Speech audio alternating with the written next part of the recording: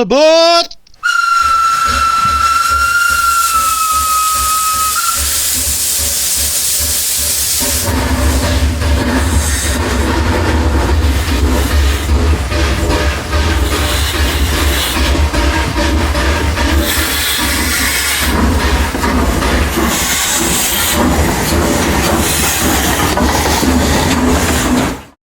Well, hello, good evening, and welcome.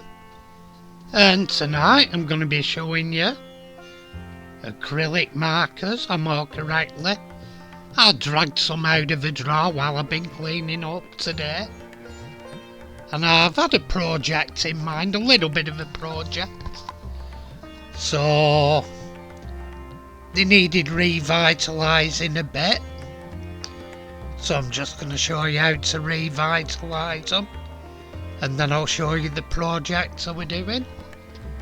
Anyway, there's all sorts of funky colours, and they're artists acrylic paint markers, and they're a bit dried as can be seen, but I'll show you how to remedy that. And like I say, I've got all sorts of funky colours. And a sheet there, those are the ones I'd revived already. I'd already revived a few of them, as can be seen. Anyway, I have a sheet of paper to work them on, and I have some isopropyl alcohol. That's that in the bottle, that's that in the dirt, raising my religion. And that is it, isopropyl alcohol. That's me in the corner, losing a cockfight to a pigeon. Anyway, here we go. Terrible joke. Anyway, I have to apologise for my last video where I made a joke about herbs and fish.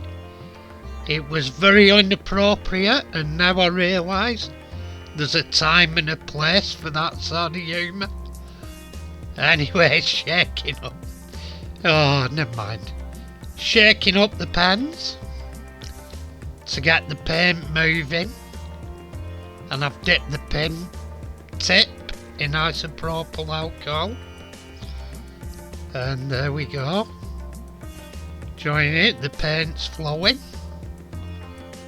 They're not the best for this job, but they have the uses for model railways or modelling in general. There I'm shaking another and shaking me booty. And there we go, that's another one revitalised. There we go, another one. Hey. Yeah, hey, we're on the way. Some revitalised quicker than others. And there we are, that's quite a nice green.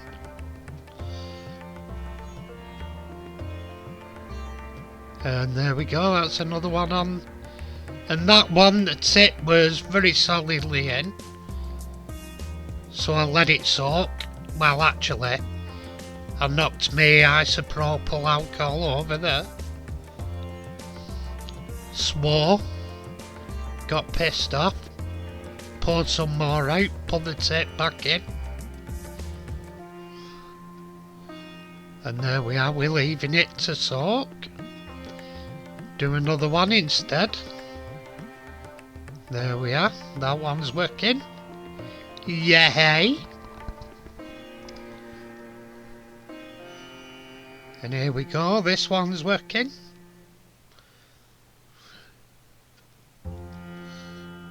And that one is. That one is. Great, super, smashing. Let's have a look at what you could have won. Keep out of the black and into the red. You get out in this game for two in a bed. Great, super smashing. Let's have a look at what you could have won. There we go, that one's going to be a player in my next game. And there we go. Bit of pink.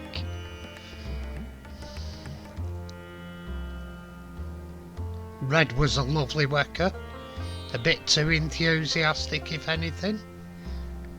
So it should be good for tail lights on my die-cast channel. And there we go, it's broken loose. And the orange is underway. Happy days.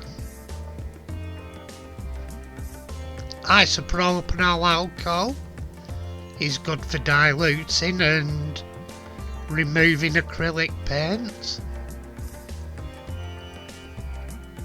And here we go, I'm just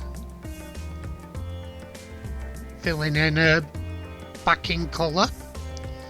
And what I'm doing a graffiti dopper. I say modern graffiti, it actually goes back to the mid-80s, maybe earlier. I certainly remember railway graffiti of this style in the 80s. Because the Bury line and the electric units on the Bury line used to get covered with it. So the way they do tags today has been done since at least the mid-80s. So it gives you a good scope. That bit proved a bit problematic to cover, but I got there in the end. I couldn't do it all with me acrylic markers, so I resorted to some of it gets done with me acrylic paints, me Citadel paints.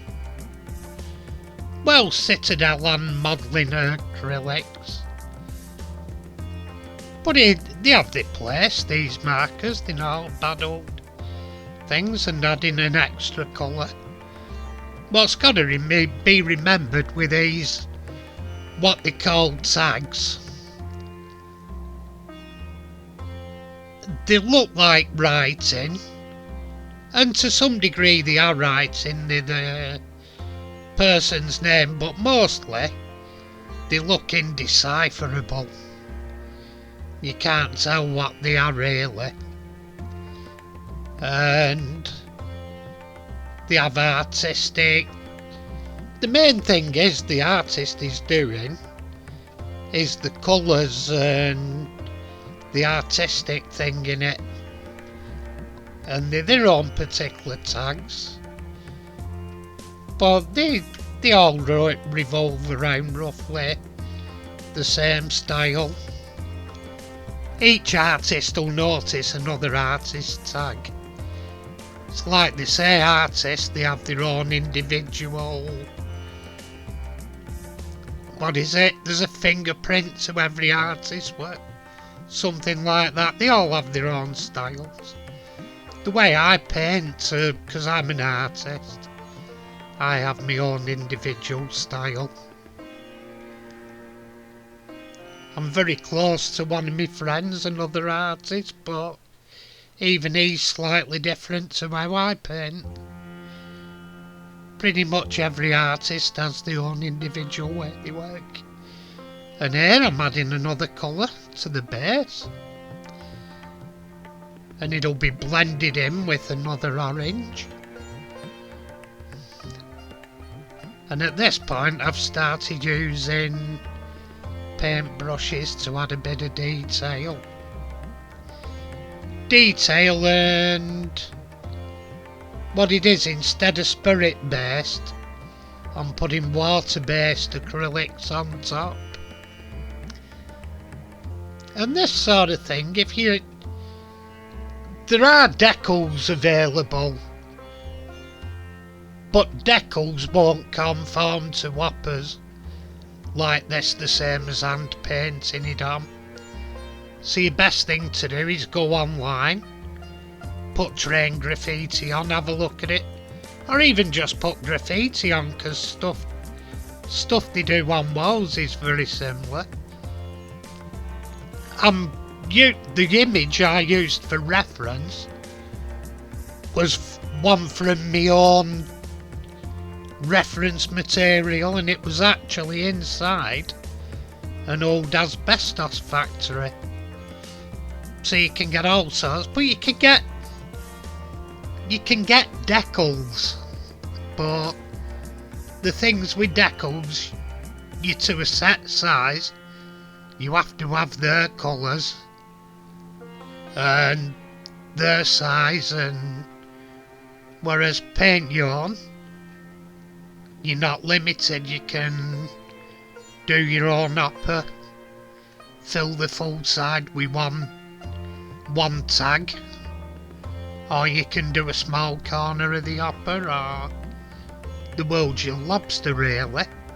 There's the plain side. I may do the other side yet, but it's something for your graffiti in areas, and I think that looks superb weathered and graffiti on it. Put that in amongst the other weathered hoppers and it'll look the dog's nads. Anyway, thank you for watching. If you've subscribed, thank you very much. If you haven't subscribed, why the hell not? And also, while you're at it, you can press the bell for notifications and a thumbs up to share the video. Thank you, and tatty pie everybody.